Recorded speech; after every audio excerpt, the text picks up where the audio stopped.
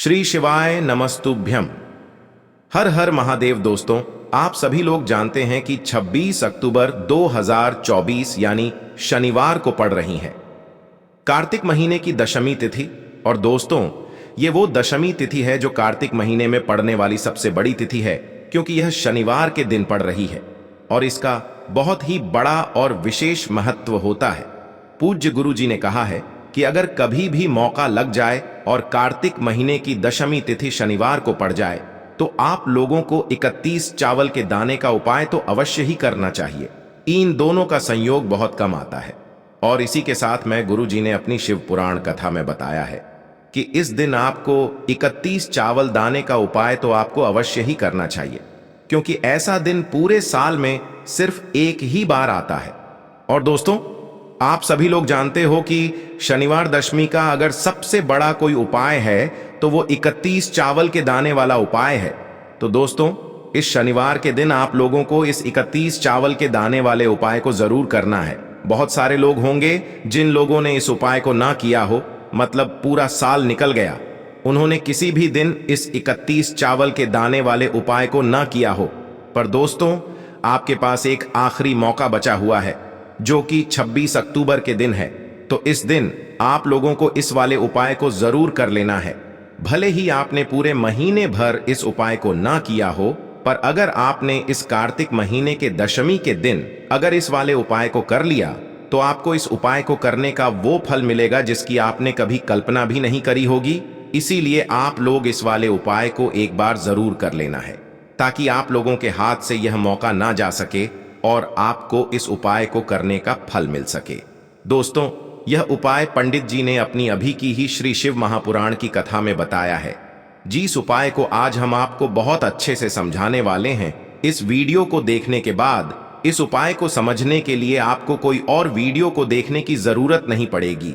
तो चलिए दोस्तों, उपाय को शुरू करते हैं। देखिए, यह इस कार्तिक महीने के दशमी तिथि के दिन यह इतना खास होता है, इतना महत्वपूर्ण होता है। देखा गया है कभी कभी बड़े बड़े पूजा पाठ अनुष्ठान से जो मनोकामना पूर्ण नहीं होते, वो कार्तिक महीने के शनिवार दशमी के दिन एक छोटे से उपाय करने से ही आपकी मनोकामना पूर्ण हो जाती है। और बहुत सारे लोगों ने इस उपाय को किया भी है और उनको इस उपाय को करने का फल भी जरूर मिला है। अगर आप लोग भी इस उपाय को करना चाहते हैं तो आप इस उपाय को पहले अच्छे से समझ लेना, सुन लेना, उसके बाद करना। आपको इस उपाय का फल जरूर मिलेगा। और इस उपाय को कर लेने से आपके घर में चाहे किसी भी प्रकार की दुख और समस्या क्यों ना चल रही हो, आपको उसका कारण भी नहीं पता है कि भाई यह समस्या किस कारण से चल रही है, उसका कुछ भी कारण हो सकता है, जैसे पितृदोष हो सकता है या किसी भी तरह का मंगल दोष भी हो सकता है। तो इस दिन आप लोगों को यह वाला उपाय कर लेना है। यह एक ऐसा उपाय है जिस उपाय को अगर किसी विशेष दिन पर किया जाए तो भाई उस विशेष दिन का जो है वह तो हमें मिलता ही मिलता है, पर हमने उस दिन पर इस उपाय को किया है तो हमें उससे भी बड़ा फल मिलता है और फल बहुत जल्दी मिलता है, क्योंकि आप इस उपाय को बहुत ही बड़े और विशेष दिन पर कर रहे हो। तो चलिए अब उपाय के बारे में बात करते हैं, लेकिन उससे पहले आप लोगों को यह जानना आवश्यक है कि आखिर यह उपाय किस समय करना है, किसको करना है और कैसे करना है। तो चलिए हम आगे आपको वीडियो में एक एक करके बता देते हैं। लेकिन उससे पहले अगर आप लोग हमारे चैनल पर पहली बार आए हैं या फिर मेरी आवाज आज पहली बार सुन रहे हैं तो हमारे चैनल को सब्सक्राइब जरूर कर लेना और इस वीडियो को लाइक करके कमेंट बॉक्स में श्री शिवाय नमस्तुभ्यम ओम नम शिवाय जरूर टाइप कर देना। तो दोस्तों, इस 31 चावल के दाने वाले उपाय को हमें इस शनिवार के दिन कैसे करना है, किसको करना है, किस समय करना है और कहां पर करना है, ये सारे सवालों के जवाब आपको इस वीडियो में मिल जाएंगे। और जो ये वीडियो देखेगा भाई, उसको 31 चावल के दाने वाला उपाय जरूर करना चाहिए, क्योंकि इस दिन एक चावल के दाने का भी बहुत ही बड़ा और विशेष महत्व होता है। और जब बात आ जाए 31 चावल के दाने की तो ये सोने पे सुहागा वाली बात हो जाती है और ये एक बहुत ही बड़ा उपाय हो जाता है इस शनिवार दशमी का। तो अब दोस्तों, इस 31 चावल के दाने वाले उपाय को आखिर करना किसको है, सबसे पहले हम लोग वो बात जान लेते हैं। तो देखो, घर की जो बड़ी माताएं बहनें होती हैं, उन माताओं बहनों में से कोई भी एक बड़ी माता बहन इस वाले उपाय को कर सकती है। और दोस्तों, अगर आप चाहें तो अपने घर में से सभी सदस्यों को भी इस उपाय को करवा सकते हैं। अगर किसी व्यक्ति की खुद की कोई मनोकामना है, खुद की कोई दुख और परेशानी है जो कि वह अपने लिए ही करना चाहता है, इस वाले उपाय को तो वह खुद अपने लिए भी कर सकता है। बाकी अगर कोई घर में से ऐसा है जो कि अपने पूरे घर परिवार की सुख और शांति के लिए ये वाला उपाय करना चाहता है, तो भाई वह भी कर सकता है, उसमें भी कोई दिक्कत वाली बात नहीं है। कहने का मतलब ये है कि इस उपाय को हर एक सदस्य भी कर सकता है और पूरे घर परिवार के सदस्य के लिए घर की बड़ी माताओं बहनों में से कोई एक माता बहन भी कर सकती है। माताएं बहनें अगर घर में उपस्थित न हो या वो यह वाला उपाय न कर पा रही हो, तो फिर घर का कोई बड़ा सदस्य भी इस 31 चावल के दाने वाले उपाय को कर सकता है, चाहे फिर वह पुरुष ही क्यों ना हो, उसमें कोई भी दिक्कत वाली बात नहीं है। अब दोस्तों, इस 31 चावल के दाने वाले उपाय को हमें करना कहां पर है? हमें इसे शिव जी के मंदिर में जाकर करना है।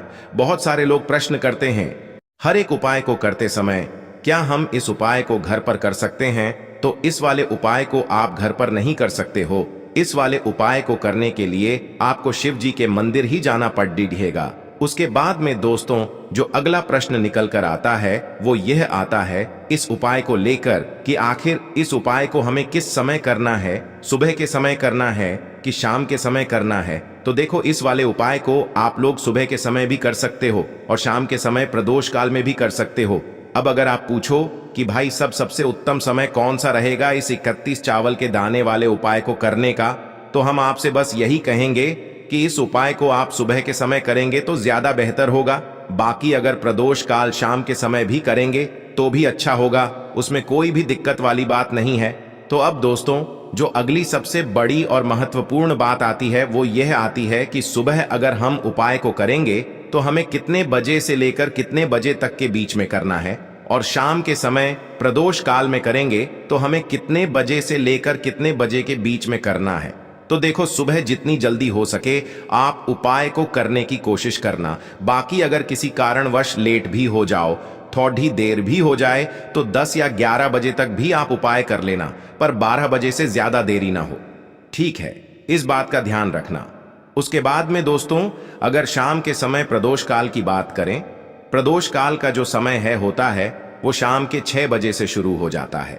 मतलब शाम के 6 बजे से लेकर 7 बजे के बीच का जो समय होता है, ये समय प्रदोष काल का समय होता है। पर अभी जो मौसम चल रहा है, इस मौसम में जो है शाम बहुत देरी से होती है, तो आप इस उपाय को 7 या 8 बजे के बीच में भी कर सकते हो।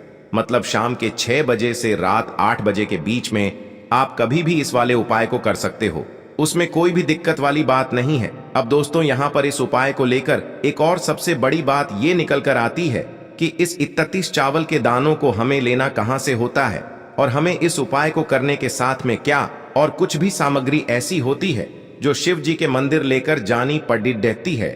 तो देखो, यहां पर हम आपको बता दें, सबसे पहले आप लोग यह जान लो कि यह जो 31 चावल के दाने वाला उपाय है, सिर्फ और सिर्फ आप उपाय की सामग्री लेकर कभी भी शिव जी के मंदिर मत जाना, क्योंकि हमें भगवान के सामने ये नहीं दर्शाना है कि अगर हम भगवान शिव जी के मंदिर आए हैं तो अपने फायदे के लिए आए हैं। तो इसलिए जो भी पूजन सामग्री है, उपाय सामग्री है, 31 चावल के दाने, इसके साथ में आपको पूजन सामग्री भी जरूर लेकर जाना है।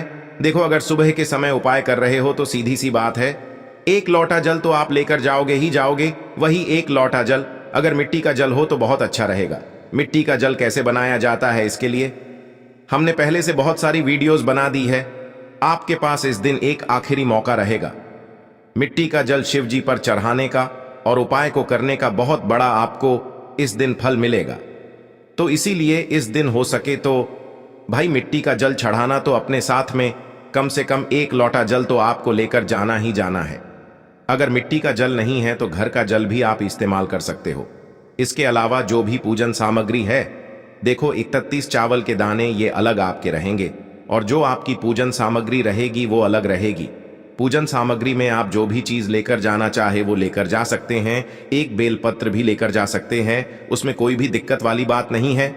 वहीं अगर हम बात करें शाम के समय की, तो शाम के समय शिव जी पर जल नहीं चढ़ता है, इसीलिए शाम के समय आप लोग एक दीपक तैयार कर लें। जो कि गोलबत्ती का, आटे का, शुद्ध देसी गाय का घी का होगा, है ना। इस बात का आप लोगों को ध्यान रखना है और इस दीपक को आपको घर से जलाकर नहीं लेकर जाना है, भगवान शिव जी के मंदिर में जाकर ही जलाना है।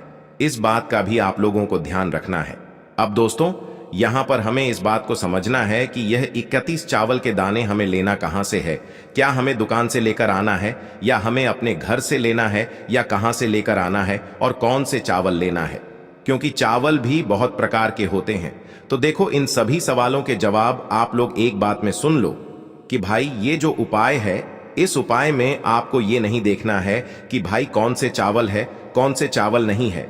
बस जो भी चावल ले रहे हो वो चावल का दाना सबूत होना चाहिए, मतलब साबुत होना चाहिए, टूटा हुआ नहीं होना चाहिए, कटा पिटा नहीं होना चाहिए। ये बात आपको ध्यान रखना है। बाकी आपका चावल बासमती हो या सादा चावल हो या कोई सा भी चावल हो, उसमें कोई भी दिक्कत वाली बात नहीं है। तो सीधी सी बात है कि आपके घर के रसोई घर में जहां पर आप भोजन बनाते हो, वहां पर जो भी चावल आपके उपस्थित हो, उन चावलों में से अपनी एक कटोरी भर लेना या एक मुट्ठी चावल अलग से निकाल कर रख लेना, क्योंकि हम 31 चावल ही यहां पर इस उपाय में लेने वाले हैं।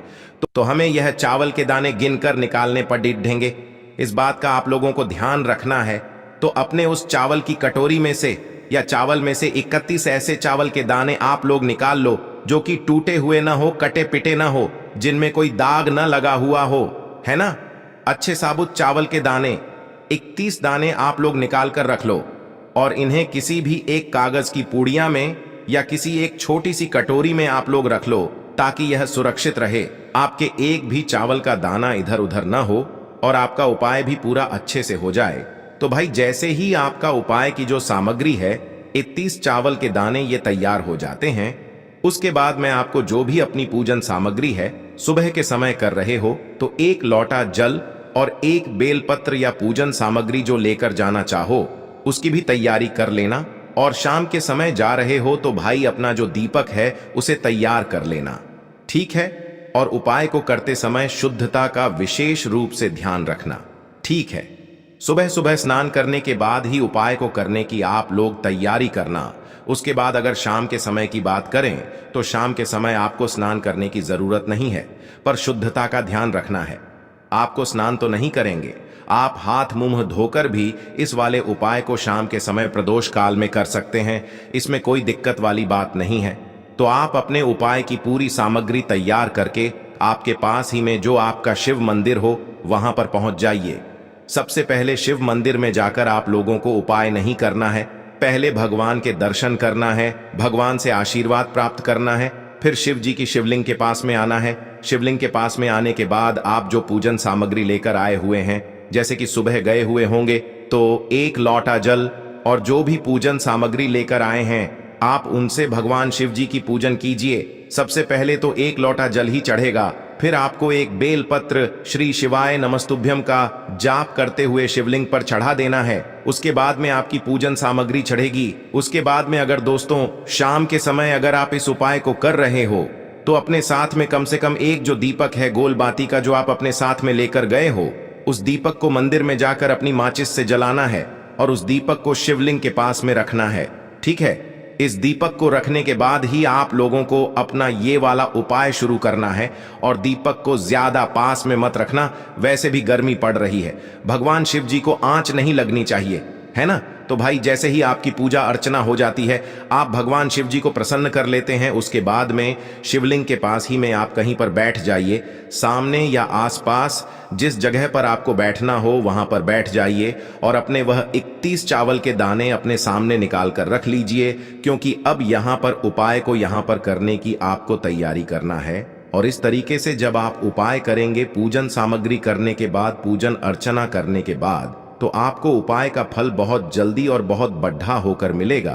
तो अपने 31 चावल के दाने अपने सामने निकाल कर रख लेना और यह जो उपाय है यह आपकी सीधे हाथ की हथेली से होगा, इसलिए इस बात का भी विशेष रूप से ध्यान रखना है।